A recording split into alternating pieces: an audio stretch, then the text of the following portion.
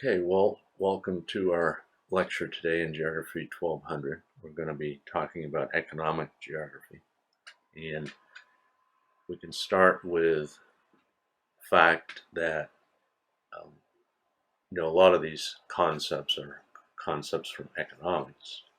But what makes geography different, I think, is that geographers ask, where are things located? And as we'll see a couple of times in today's material, not just where are they located now.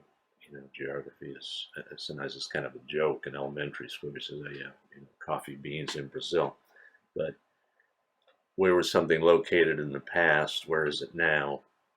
Where might it be in the future? And why does it move around? Um, so we'll see in both examples of the textile industry and the iron and steel industry how the location of those has changed over time. Well, if we start with this first slide, um, economists and geographers talk about the factors of production. All these things are necessary in any type of business, or particularly in, you see the kind of factory there, a manufacturing plant. But it's true even in retail businesses as well. Most of these things you need. You need communication, which of course these days is instantaneous and worldwide through the web and through mobile phones and so on. But transportation is very geographical. How close are you to interstate? The cost of getting to and from there. The cost of land, which varies a lot with where it is. Cost of power, raw materials. Um, Particularly we'll see with the iron and steel industry. That's very much an industry dependent on where your raw materials are coming from and how much is it going to cost you to ship it here rather than there. Is labor available? Is capital, by the way, that's a British spelling for labor, is capital available, loans, money? You're going to sell stock to get this industry growing. Where's the market? How close do you have to be to your retail customers? If you have retail customers, perhaps you sell to, maybe you're a wholesaler. And even water, because access to water affects transportation if you're bringing stuff in by ship, but also a lot of times, like the paper industry is very dependent on water to dump stuff in. Now, nowadays they clean it up more than they used to, but literally you've got paper mill has to be on a river because of the volume of water they take in, process, and then dump out. There was a German geographer or scholar back in the 1820s. This is a model of location around an urban center that geographers talk about a lot.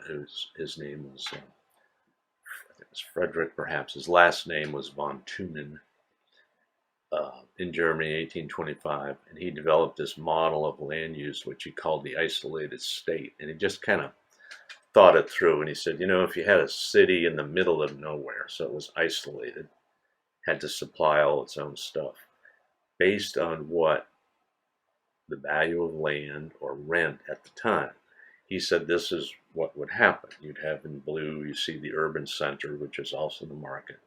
And then immediately around it, you would have dairy farming and market gardening, fresh fruits and vegetables, basically, because those things had to be close to be sold at all. You couldn't, in those days, you couldn't have dairy products coming from 100 miles away because the milk would spoil before it got there.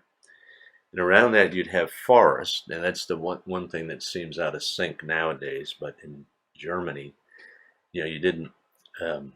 You relied so much on wood forestry. Basically, you farmed trees. Forestry was a part of agriculture because you couldn't bring trees in from 300 miles away over mountains and stuff. So they harvested the trees that they had and learned how to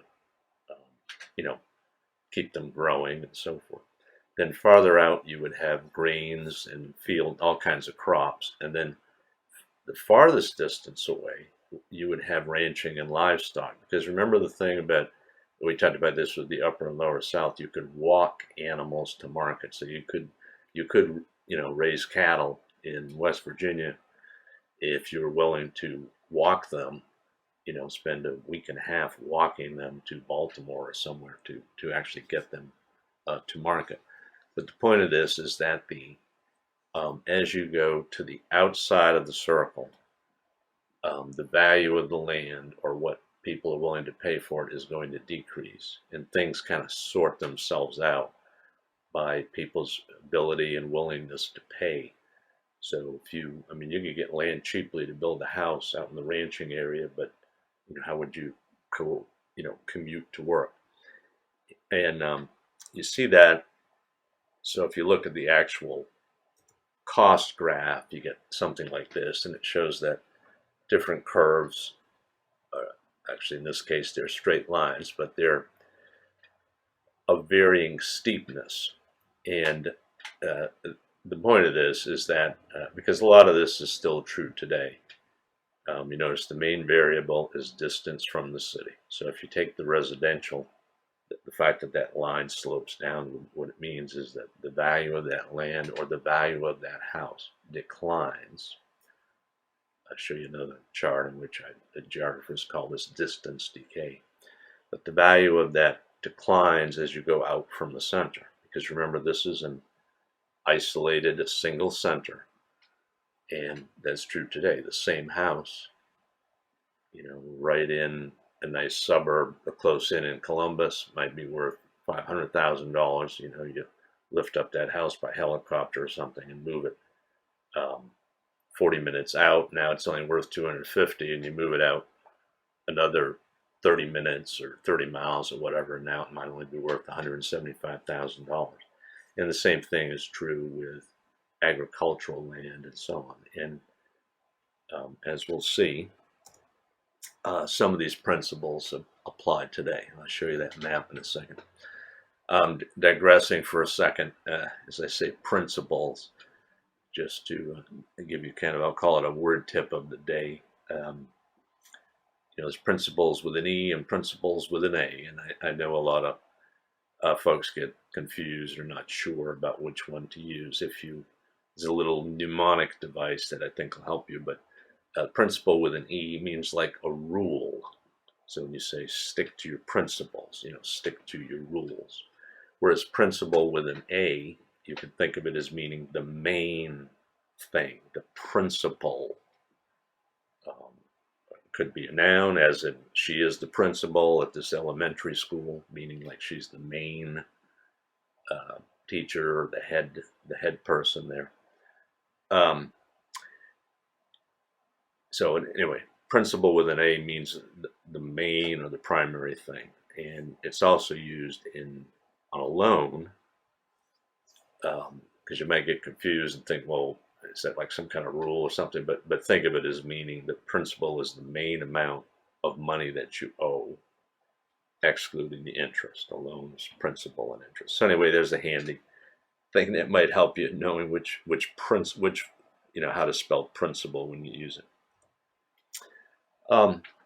So I was mentioning that geographers talk about distance decay. That's a distance decay function is a term geographers use to describe something that declines or decreases with distance from something else.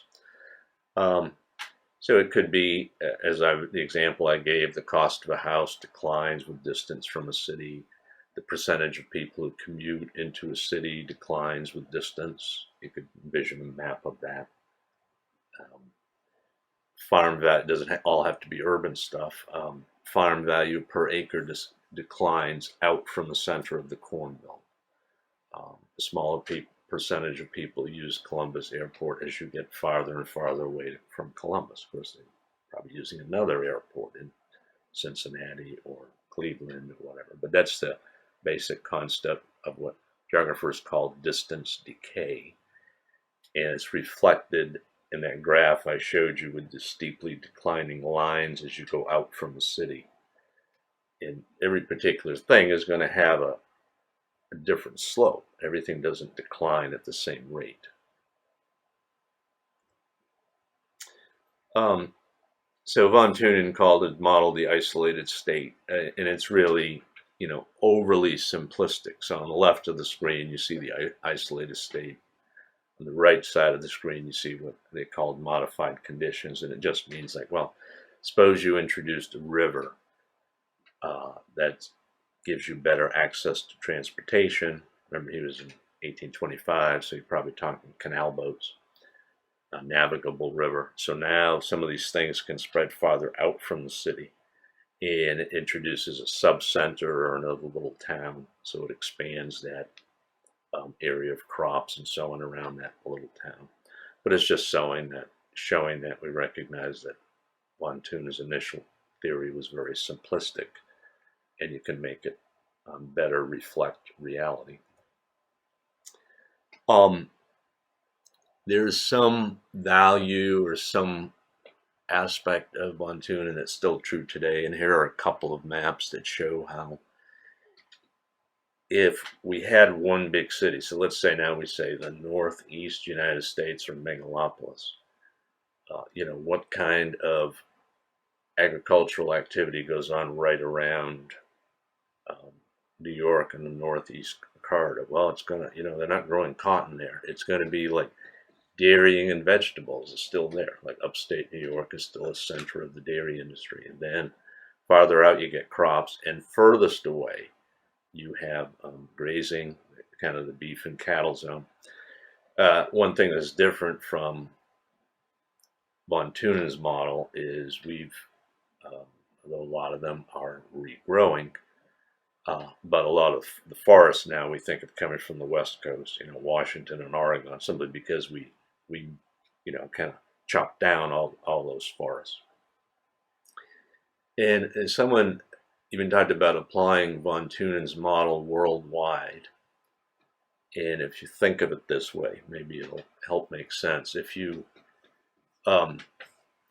think of the world, where's the kind of the biggest concentration of economic activity in the world? It's still kind of in the North Atlantic corridor, Canada and the United States trading back and forth with Europe. Now we've been developing a second corridor on the Pacific Ocean between like the West Coast of the United States and Japan and China, but just focus on the European one for now. And what types of crops and so on do they grow, just like they do around New York?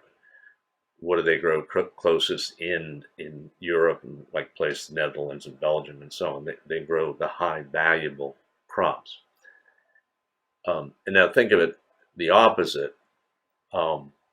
Think of Australia and the far reaches of, say, Argentina in southern South America, the farthest away from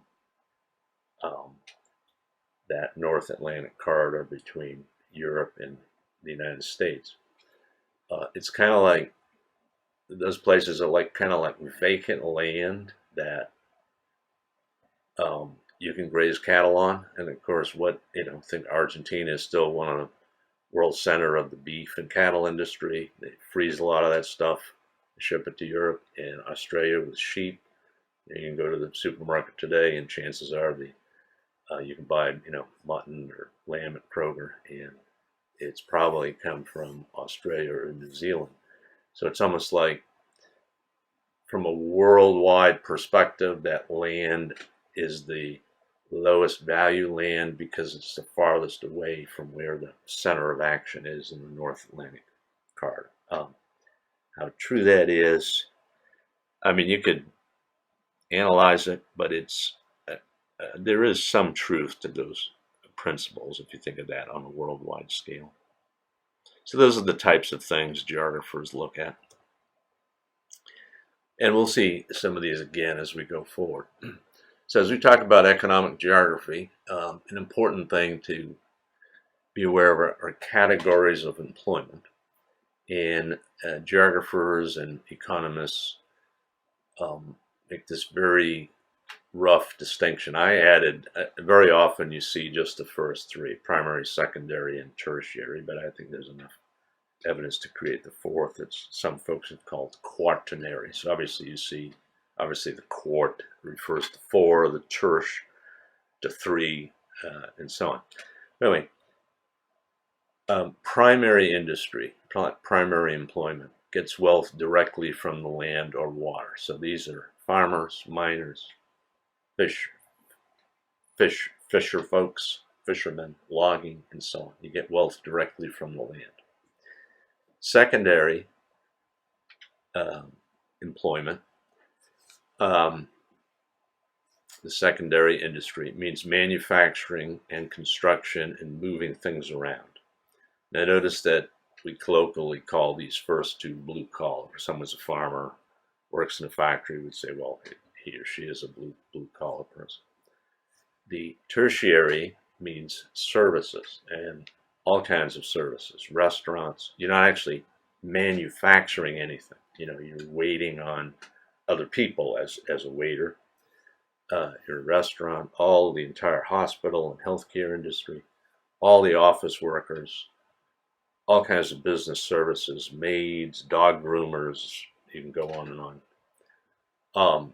Because when you think about it, those folks, they're important industries, but they don't actually produce anything. You're just kind of clipping, you groom dogs and you're clipping the hair on a dog. It's nice that you do that, but you haven't actually produced anything in the way that a farmer produces a steak or 20 bushels of potatoes or something.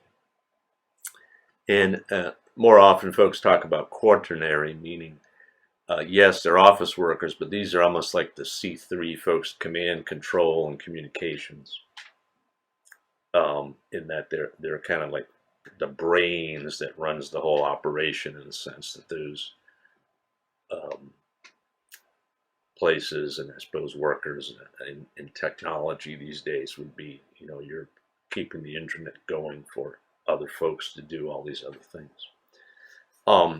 The two at the bottom, tertiary and quaternary, are often called the white collar workers. So we have the blue collar workers, the white collar workers. And so there's this categorization, and we're going to see this spatially, but think of it this way. It's not just, this is what 4 categories of folks that people in the United States work in now. This changes over time. If you go back to the American Revolution, the late 1700s, 96% of folks were farmers, basically. Everybody was a primary worker. The very, very few folks were a lawyer or a teacher or a minister. And then, of course, as we'll see, more folks get into manufacturing and so on. And nowadays, many more people are in tertiary. But this is almost a very simple model of economic development. You look at a country and you say, and mostly agriculture, but it could include fishermen and miners and so on. You say, well, 70% of the workers are, well, immediately, this is not a very wealthy country, and it's not very far along on that scale of economic development. Take a look at what happened in the United States. This goes back to, this starts at 1840 on the left, 2010 on the right. The steeply declining line is agriculture, which is kind of symbolic that the number of workers in mining, fishing, and so forth is very, lumbering is very, very tiny, actually, even compared to agriculture. But so by 1840, I'd said we had like 96% at the time of the Revolution. I'd say late 1700s. By 1840, we were already down to 70% in agriculture, and look where we are today. In fact, the latest statistics I saw was that less than 1%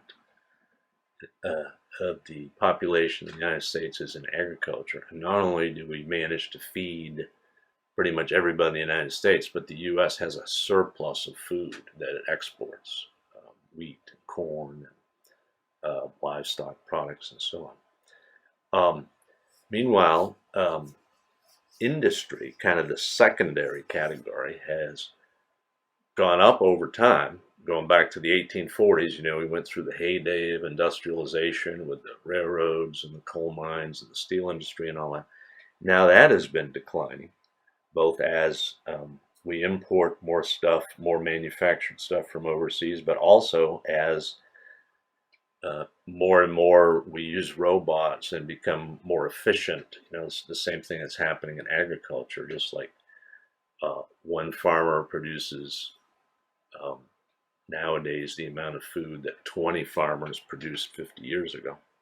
Well, the same thing is happening in manufacturing, where fewer and fewer people are actually employed, but we actually manufacture a huge amount of stuff in this country.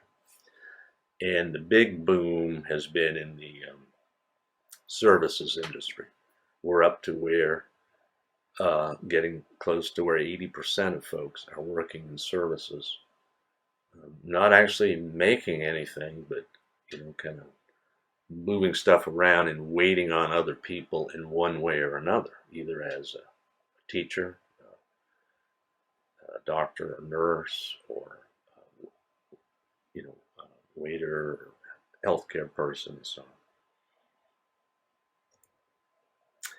on. And as the country develops, as I mentioned, and raises its income, primary employment declines and tertiary employment grows. So you could look at a high-income nation. So on the far right, that's what the bar graph is going to look like for the United States and Europe and Japan. Most folks in the tertiary industry, they could have used better colors because primary and tertiary look almost alike. But anyway, in the bar on the right, the very tiny little bar is primary industry, and the vast majority of folks are now in tertiary in services. Whereas on the far left, you have a profile of, let's say, a country in Africa or a couple of the Latin American countries, or maybe some in Southeast Asia, much lower income. A lot of folks still in primary, some coming along in secondary, but not all that many folks in tertiary yet. And we can actually look at a bar graph that shows a few countries. Look at United Kingdom, United States, France, Italy. Those are the top of the chart. And the on the far right, the white graph shows the tertiary industry. So all the bars are the same length. Colors indicate what percentage. So you see on the United Kingdom, USA, and so on, you see a very tiny amount in primary industry. That's the blue. 20% or so in secondary industry, but the vast majority in tertiary industry. Go down to the bottom of the graph. You have places like Bangladesh, Sierra Leone, Kenya, Ethiopia, and you see the vast majority of folks are still in primary industry, mostly in agriculture. Some in secondary industry, that is manufacturing and construction, and a small amount, 10 or 15%, so are in tertiary. So you can think of this as kind of a model of economic development over time. Two more graphs or maps to show this. These are two different times. Let's just look at the one on the right, but if you want to come back to this and look at it in more detail, the map on the left shows the proportion of workers in agriculture, which is a good surrogate for workers in primary industry. The map on the left is 1960. The map on the right is 2010. So just look at the map. 2010, find my cursor. Those countries, a very small proportion of people in agriculture: the United States, Canada, Europe, Australia. And again, compare that to the highest level of the blues and greens. Look at Africa. Many countries there in blues and greens, meaning you get 40, 50, 60, 70% in agriculture. China, kind of midway between the two. Places like Russia and Eastern Europe, better off than Africa and Latin America, but not quite as they don't have quite as many people in tertiary industry as Western Europe. Therefore, they have a higher proportion of folks in agriculture.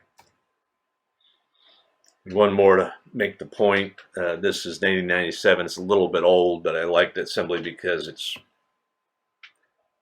kind of more distinctive. You see very clearly, what you'd expect, which is, again, United States, Canada, Western Europe, Australia, small proportion of folks in agriculture.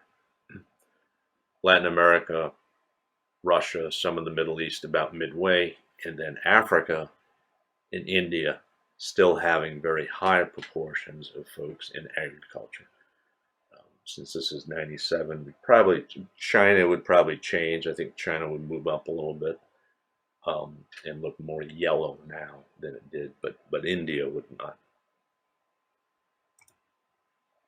So as a nation goes through economic development and folks leave the farms and logging and fishing, and more of them do other things. So the first thing that happens is more folks move into manufacturing, which you can either produce more stuff for your own country or export it to get money. And if you look back in time, it's kind of like you can see that the first country that kind of went through these phases, or one of the first, back when the Industrial Revolution started, England and a couple of small countries in Europe, but started with the textile industry, and this goes back to 1817. And one thing interesting, notice back then, I'm talking 1817 here, just 40 years or so after the American Revolution. Those days, factory workers were men, even in the textile industry. That's flipped completely. And now you very often have female workers all over the world. But you can see the proportion of workers who worked in the textile industry. And I show this map primarily for the spatial clustering. It started in a certain place. The big city there is not London, by the way. London is down here. This particular city is Manchester. That's where the textile industry started in Britain, where they, invented the loom and started making cloth by hand, making cloth using wooden machines in those days. It's, bobbins being thrown back and forth rather than people doing it by hand. So this was really the start of the Industrial Revolution. And I thought this was interesting. This is just to show, I guess, a little bit of a digression. We talk about mills and water mills, and I think folks have seen mills where, you build a mill where you can have water power, and usually that means by a waterfall, or remember the concept we talked about with the also talking about the upper north south, about the fall line cities in the United States. Well, why a falls? When you have a river flowing downhill and you dam that up, you can capture that energy because you have all this water falling down. Well, you can get that falling water to, you case it up in a little canal like at the bottom of this picture, and it spins that wheel. But what's fascinating is, and you may have seen or may have even visited like a grist mill, which is pretty simple in a sense, because all that water wheel is doing is turning one big stone, which crushes grain. But the complexity of these mills, even in the 1800s, like Slater's Mill, you probably heard the story where, back to our slide of Manchester in England, where a guy named Samuel Slater, but Britain didn't want the United States engaging in manufacturing. We were prohibited from manufacturing stuff, and Britain taxed and so on. They wanted that employment and that money and that income to stay back in England. One of the tea tax and all that, one of the causes of the revolution. But they prohibited the United States from building factories. Well, this guy, Samuel Slater, memorized the plans for a factory and brought it over to Pawtucket, Rhode Island. It's still a historic site there. But what's fascinating about this is, in other words, the water wheel turns, and through a system of belts and pulleys, these were all leather belts, powers like 4 floors worth of machinery through all these, and this made a racket. All these gears and leather straps and so on, banging and flapping around all day long. But you can see here they're making cloth up here. But this is the type of mill that would have existed in the early 1800s, probably through the, even by the time of the Civil War, they were probably more using steam power. But it's just fascinating how they did that. And location along waterfalls or rapids, particularly along the fall line along the east coast of the United States, was very important initially to the location of the textile mills. And other mills as well. Sawmills, they also use this power to cut wood, and they also use this power to grind wheat and so forth. So what happened to those British mills? This gets us into the idea of how industries move around. If you go visit those old mills in Manchester today, you're going to see what you see on the left side of the screen. Kind of abandoned buildings, maybe they're historic sites, maybe they're up for sale, maybe they've been vandalized, or whatever. On the right, you see folks, this is a photo, so this is probably going to be later 1800s, but one thing was, I guess the simplest answer to what happened to those British mills was American mills put them out of business. Does it sound familiar when you think about, why don't we manufacture textiles in the United States anymore? Wow, China. Basically, it moved overseas from the context of England. And one of the innovations, so to speak, that the United States had was we employed women. Remember that graph talked about the proportion of men in the textile industry and so on. When the Industrial Revolution started, particularly in New England, one of the sources of employment, at least in textile mills, was women, because men were still, talking 1800s here, men were still valuable on the farm. Those are the days when people had, 11 kids, and you hoped 7 were boys so that they could help out with the crops and tending the animals and so on. Women were freer to leave home and go work in mills, particularly in places like, northern Massachusetts and New Hampshire and so on. In those days, women went into boarding.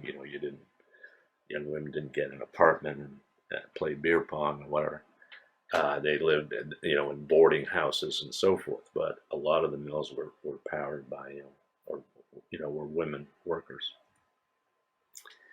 And to make a long story short, the textile industry then shifted. So instead of having that map of Manchester, England, New England really dominated the textile industry. And there were, you do see plants. It's not like they were the only location, because you did have some textile mills all over the South. They were growing cotton and so on, but most of that cotton was shipped north.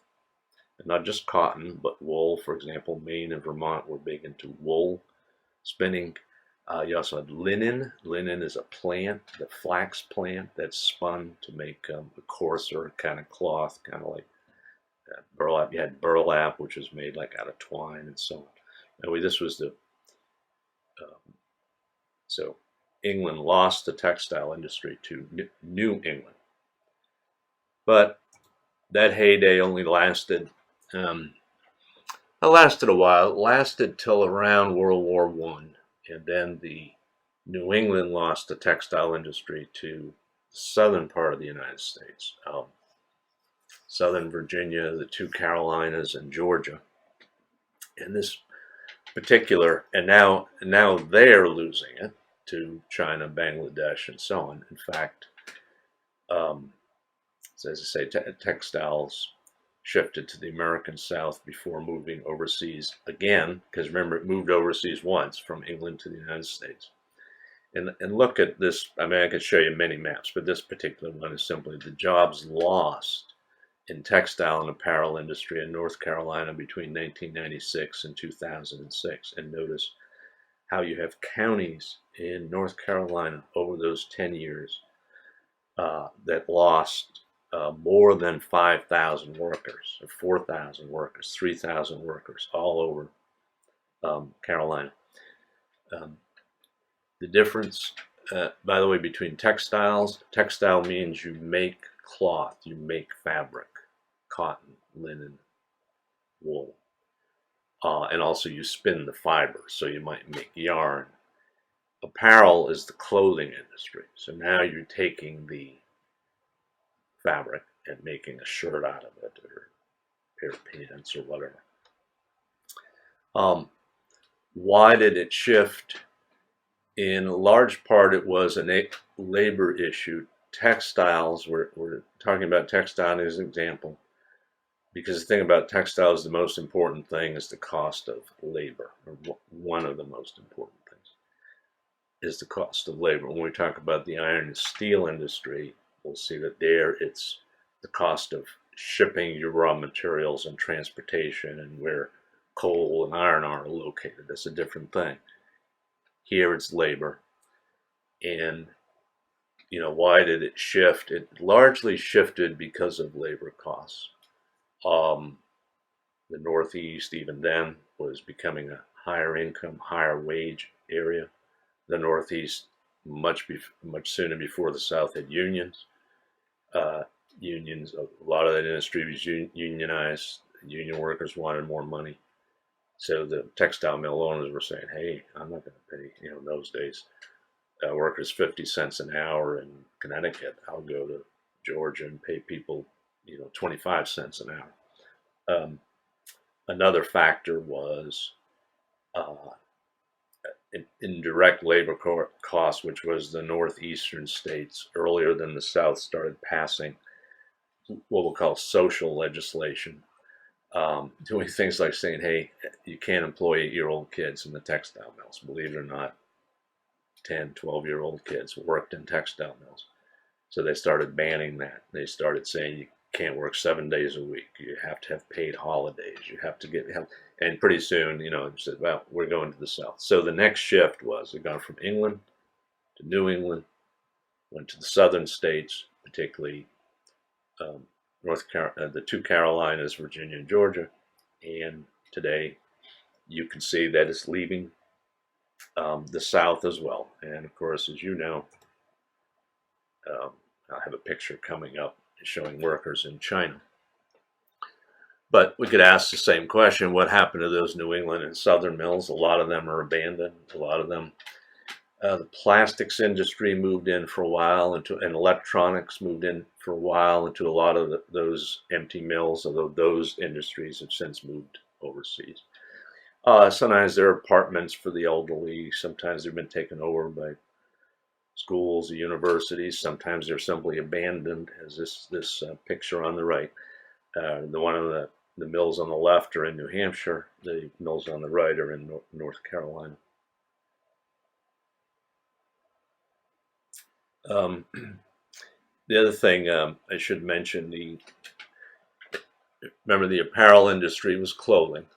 And so sometimes you had textiles went to North Carolina, but clothing manufacturer moved to New England for, maybe 30 or 40 years or so. One of the last industries, just to illustrate how important a small amount of labor is, one of the last industries to close down. This is when I say within the last 5 or 10 years, literally, there were places in Virginia and North Carolina that the United States was still the sweatsuit capital of the world. Sweatshirts, sweatpants. And lately those have closed down as well. But you say, well, why sweatpants, sweatshirts? Because there's very little tailoring to them. You take a man's shirt, right? You get collars, buttons, so forth. You take a sweatshirt, you just gotta sew the sleeves on, circle around the collar, and so on. The other thing was particularly with sports clothing, since so much of that is tied in with sport teams.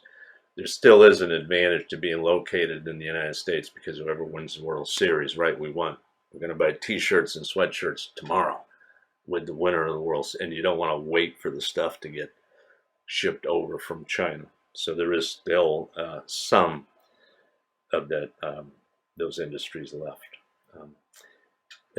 The other thing is we've also, over time, we manufacture more and more clothing from synthetics. Okay, wool, cotton, linen are natural materials. Rayon, polyester or not. And the South, particularly the Carolinas and Georgia, still has a very big synthetic fiber industry. Since they're making the stuff right there, the nylon, the rayon, it makes sense to make some of that clothing as well. This is why Georgia has retained the carpet industry, also because carpeting is very bulky to ship. So it makes sense that it's going to be costly to ship huge rolls of carpeting, say from China or whatever. Although we do that, but carpeting has been slower to leave because it's close to the synthetic fiber industry and because it's heavy stuff that you're dealing with. Here's the picture in China and places like Bangladesh, Vietnam, India. A lot of that work is done by women.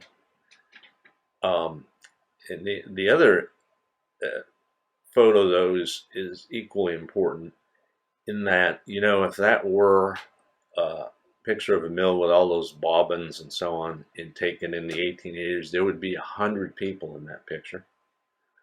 And now you've got, this is all automated. I don't know whether you'd call that robots or not, but there's kind of one person walking around to troubleshoot when something breaks or whatever. So meanwhile, the other thing that has happened in all these industries is you may still have the manufacturing, but it represents employment for less and less people because of the automation. Now we're going to look at the steel industry a little bit.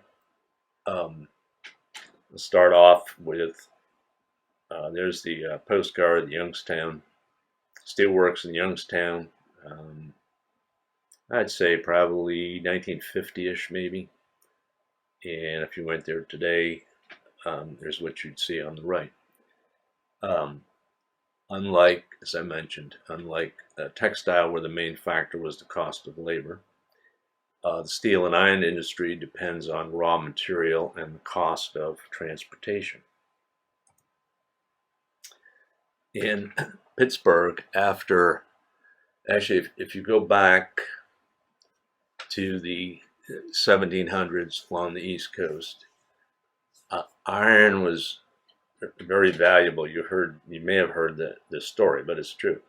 People, in the days of Davy Crockett, Daniel Boone. Well, first of all, iron was so valuable and so expensive that you didn't use nails. If you've ever been in an old barn or something, really old barn, the things were fastened together with it. They made wedges in the wood. They used round pegs. They'd drill a hole and hammer a wooden peg in.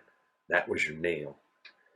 Nails were so expensive that the stories were true that sometimes when folks moved elsewhere, they could, farmers or whatever, they weren't selling their house. They would burn the house and then pick the nails out of the debris so that they could use those nails in the new house. Pick the nails out of the ashes. And the first phase of American iron manufacturing, even before steel was invented, was along the East Coast. And pretty much anywhere, it turns out, you can find bog iron. You could go walk in the woods or wander around your house tonight, and you can find a rock, and you say, hey, it looks like there's rust in that rock. Well, there's rust in that rock because it's iron. There's iron in rocks all over the place. If the rock is rusty looking, it's got enough iron to start to rust. Higher grade deposits were called bog iron, And you didn't need coal, you used charcoal. Of course, charcoal was simply half-baked wood. You cut down a tree and chop it up into um, pieces, and you kind of bake the impurities out of it, and now you have charcoal that, like you may use on a charcoal grill. It's basically semi-burned wood, but you kind of burn the impurities out of it. So what is left is a much higher and hotter burning fuel. Well, all over the East Coast and all the way down through the South as well. You had places that made nails and hinges, things like that, out of bog iron and wood, charcoal as fuel. The second phase was we discovered, as folks started moving west, we discovered that, hey, there's very good quality iron ore in western Pennsylvania, and what a wonderful coincidence, very good quality coal deposits, particularly a high quality dense heavy coal called anthracite. There's three, a little bit of the coal story. Coal is old compressed vegetation from centuries ago. Actually, peat moss is, if you compress it over time in between mountains or something and way down deep in the earth and compress it, it will first turn into what's called brown coal or lignite. And actually, some areas of the world still burn. Go to the web, you can see pictures of peat bogs in Ireland, where folks go out with an axe and they chop up chunks of peat moss and burn it for fuel, for home heating. It's very smoky, very polluting, but it'll burn and it'll keep you warm. The next stage is that condenses into what's called lignite or brown coal. The third stage is it becomes what's called bituminous coal, and that's the vast majority of coal in the United States. There were some deep mines in Pennsylvania where this archaeological vegetation, geological vegetation had been compressed in deep mines, and it turned into this high quality hard coal called anthracite. It's very hot burning, and that when we improved the quality of iron and made it tougher and added alloys, and we called it steel, that anthracite coal was very useful because you needed that higher temperature. And these deep mines, of course, were mined by underground miners, as opposed to a lot of the bituminous coal, which is closer to the surface. Therefore, it hasn't been as compressed, but it's easier to get at because you just use bulldozers nowadays to remove the overburden, dig up the coal, and push the soil back. And a lot of the best anthracite has been used up over time. But Pittsburgh became the center of the U.S. steel industry, starting before the Civil War, but then really expanding in the 1880s or so. The industrial age, the golden age of manufacturing and so forth after the Civil War. The country was crisscrossed with railroads. And Pittsburgh was the center of that iron and steel industry. And of course, a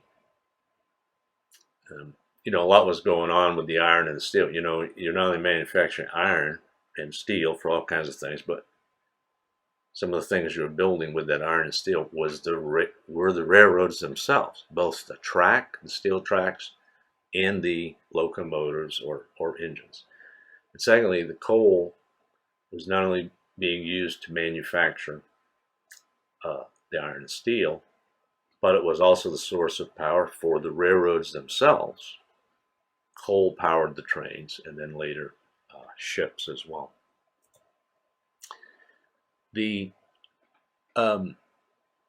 Eventually, Pittsburgh started running out, Pittsburgh area, both of coal and iron ore. But you had this massive investment of all these steel plants around Pittsburgh and eastern Ohio, and down to, say, Wheeling, West Virginia, that kind of tri-state area. So you had what today would be billions of dollars of investment. So you weren't going to be that quick to shut them down and say, hey, let's move somewhere else. So when the iron ore in particular started running out, the next source of iron ore became the Mesabi Range, Mesabi. It is in the northeastern Minnesota, what some people call the nose, that part of Minnesota that sticks out above Lake Superior here. The Mesabi Range became that was one of the best sources of iron ore in the United States. And they shipped it on freighters, on boats down the Great Lakes, came down to places like Cleveland and the ports along Lake Erie, loaded on trains, and went down to Pittsburgh. And an interesting thing happened because this set the stage for the next phase in the location of the iron and steel. But think of it this way. Okay, we know why Pittsburgh got started. Good quality iron right there, good quality coal right there. Once that good quality iron ore in particular ran out, secondly, coal was now, it's kind of like the internet, it was everywhere. Coal was being shipped all over the country on trains everywhere for factories, for home heating, for industry, and so on. So coal could be anywhere. Somebody had the bright idea, well, wait a minute. We got this iron ore coming down the Great Lakes in ships. We're dumping it on the docks at Cleveland, loading it up into trains to, put it on trains again to ship it down to Pittsburgh. Why don't we just make the steel here? We got coal everywhere on the trains, and that is in effect what happened. And so now the industry started to shift out of Pittsburgh and started locating along the Great Lakes cities such as Chicago, Detroit, Cleveland itself. Big steel plants, also the same thing was going on in Canada. But big steel plants started located along the shore of the Great Lakes because people figured out it for shipping the iron ore in by ships. Anyway, coal is everywhere. Trains are coming into Cleveland, Chicago, and Detroit, so they got coal. We'll just move the plants here. So the Pittsburgh plants started to shut down, and the Great Lakes steel industry arose. Meanwhile, a second thing happened in addition to improvements to navigation on the Great Lakes. There's my cursor, where you widen canals and dredge channels and things like that. The other thing that happened was the St. Lawrence Seaway was open. This didn't happen until the 1950s or so, but they built locks and dams and widened canals so that the St. Lawrence River through Canada could now, and up forms the border of upstate New York, curved border there. So now ocean-going ships, not huge ships, since these canals and so on is still pretty narrow by today's standards, but in the 50s it was a big deal. Ocean-going ships could now go from Duluth, Minnesota, down through the various Great Lakes, up the St. Lawrence River, and out into the Atlantic, up to Europe, or whatever. So the St. Lawrence Seaway opened up the Great Lakes to ocean-going boat traffic. The third change was, or no, actually this is probably the fifth change, in location of the steel industry. Long story short, we started running out of good quality ore in the Mesabi Range. I mean, we've been digging that stuff up since the 1800s. It's not limitless. There's still some there, but it's not the good quality, cheap stuff that you can dig out right away and have it be good quality is gone. So what we're going to do now, a lot of ore started to be imported. It was coming up the Atlantic. It was coming from places like Venezuela in South America. It was coming from places like Liberia and other West African countries. We had all these steel plants here. We had to feed them with iron ore coming up the East Coast. And the same thing that happened in the Great Lakes. Somebody said, well, wait a minute. Why are we unloading iron ore in Baltimore, or sending these ships all the way around up to Canada, adding a week or two to the time it takes to get the ship there, coming down into the Great Lakes with iron ore? why don't we build the steel plants right on the East Coast? So indeed, this is what happened. There were a couple of giant, this would have been in the 50s and 60s, a couple of giant factories built on the East Coast to take advantage of imported iron ore. Again, the coal was everywhere. In fact, that was quite available in Baltimore because it was coming from West Virginia, put it on a train. The trains pretty much ran all the way downhill to Baltimore from the higher elevation in the Appalachians. And this plant called Sparrows Point, which is still there, but not as productive as it used to, because steel nowadays is imported as well. A lot of the heavy steel is, because there are cheaper sources to get iron ore from, because if you don't care about pollution like China, it's less costly. You don't have to be cleaning up all the pollution you generate and so forth. And actually the most a shift since 70s and 80s is our main source of raw material has shifted. And if you ask what's the biggest source of raw material for the iron and steel industry, we don't make much iron anymore, but the steel industry in the United States, a lot of it is scrap autos. We have so many scrap automobiles that those scrap vehicles have in effect become a source of iron ore. And pretty much every big city has surplus of scrap vehicles that are ready to be melted down. We don't use coal anymore, at least in this type of manufacturing. You just use an electric furnace. So any large metropolitan area nowadays can have a steel plant. So LA has steel plants, melt scrap in an electric furnace using electricity. And they make different kinds of specialty steels, highly polished steels that are used in automobiles and things like that. A lot of the kind of the gunky steel, or whatever you want to call it, is used for, girders for houses, and rebar, the reinforcing bar that they put into cement for construction and so on. It's kind of low grade stuff. That's all coming from China and India and places like that. But higher quality specialized steels are still manufactured in the United States, often in metropolitan areas, often in with iron furnaces. Now, all these industries are trying to hang on. You can still find steel plants in Youngstown, in Pittsburgh. I don't know about Chicago, but in Cleveland, there are, instead of employing 20,000 people, they're still there. They might employ 500. There's AK Steel in Zanesville and Coshocton. They're still there. They employ about a couple of hundred people. Whereas you talk with old timers, years ago they had 1,000, 1,500 workers at these various sites.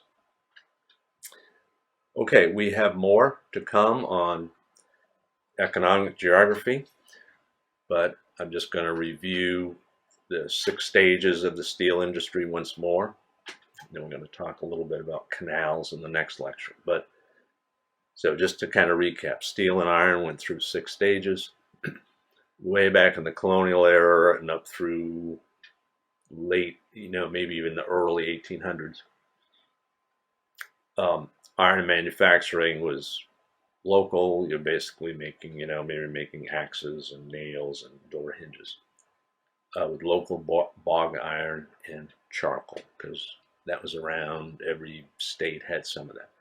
Then as railroads and canals started expanding, Pittsburgh began to specialize, because coincidentally, it was a fortunate coincidence, they had good deposits of both iron ore and anthracite coal. But eventually they used up all that good iron ore, and the best place in the eastern half of the country to get iron ore from was the Mesabi Range in that eastern tip of Minnesota that sticks out over the Great Lakes.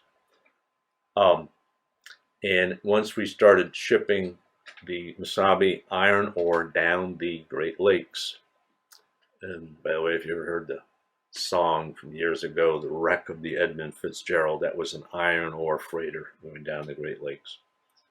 that get shipwrecked. That led us to the era of the Great Lakes steel plants in places like in cities along the Great Lakes like Chicago, Detroit, Cleveland, because the ore was coming in anyway. Why go through all the trouble of putting on a train and shipping it to Pittsburgh? We'll just make the steel here. Coal was everywhere because of the railroads. Then when the Mesabi ran out, the table was turned. Tables were turned because now the Mesabi Range and the whole Great Lake thing started drying up. And we were getting our iron ore coming up the East Coast from Africa and South America. Now it was East Coast turn to say, hey, why unload this stuff and ship it up to the Great Lakes? We'll just build a giant steel plant in places like Baltimore and Philadelphia. So that was the era of the East Coast plants. And then now, as I mentioned, it's an era where one of the best sources of iron ore is scrap automobiles. And we make specialty steel and much of the heavy-duty, low-grade steel. Turns out most of the world's sewer grate covers, you're walking on the road and you see those round things. They're made in India, of all places. We ship them all the way over from India, but it's just, cheap forged iron. I mean, they just pour it in and melt it in a mold.